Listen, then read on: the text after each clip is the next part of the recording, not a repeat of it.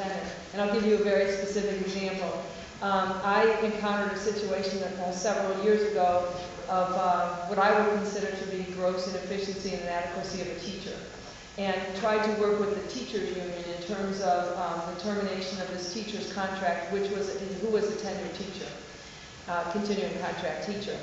I will tell you that it took our district well over $200,000 in over 2 years to finally have the teacher voluntarily give up her employment with the school district.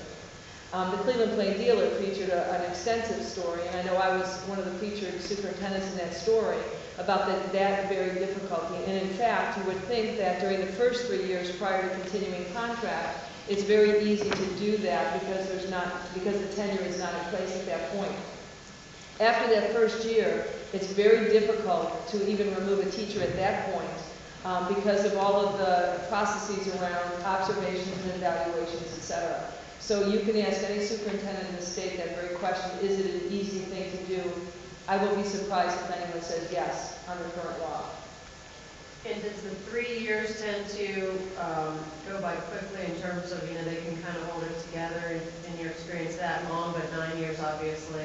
Well, things change. We all know that things change, and some people, I don't want to say they burn out, but some people may have exhausted their skills at a particular level. There's no incentive inherent in the system right now for people to continue to hone their skills and to be better at their craft. There's nothing in the system to support that.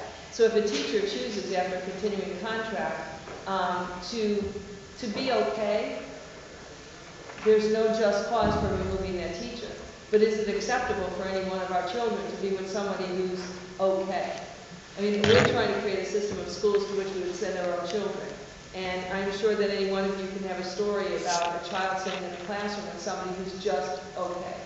And that to me is not acceptable for any one of our children. I don't care what kind of structure or organizational system they're in, or what kind of school. So I could go on and on. Clearly I'm passionate about quality of teachers, and I think that John and I recognize that the single most important variable, and this is research-based, the single most important variable in determining a child's achievement level is the relationship between that teacher and the student in the classroom.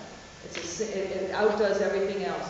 It outdoes the external factors brought into that classroom, whether it's poverty, mobility, it outdoes that all. So we're really clear about ensuring that every teacher is a high-quality teacher in the classroom. Aren't there already continuing education requirements even for teachers with continuing contracts? Not when you receive a master's or whatever. In the current law, when you receive a continuing contract, you have to have certain pieces in place at that point. But let's say for the first 15-year career teacher, there's not. And you see the other, and we've not even addressed this, so I probably shouldn't surface it, but I will. So we'll have to take it on some of the next reform plan down the road. Is in the state of Ohio, it's very difficult to transfer between school districts after you have a great deal of experience. The district is required to provide you on the salary schedule 5 years experience. You could be 15 years in. So let's say a teacher is in a certain setting, and after 15 years, they really feel like, for whatever reason, the fit is not exactly there anymore, or I'd like to have a different kind of a challenge, or go to a different type of school district. What prevents that teacher from doing that is the very notion that if they go to another school district, they're only going to get 5 years of experience on that salary schedule. So there are some other things inherent within the system. It doesn't prevent a district from doing that, but why would a district, if they don't have to, why would a district pay a teacher that they're receiving from another district the additional years of experience? So we'll take that on another time.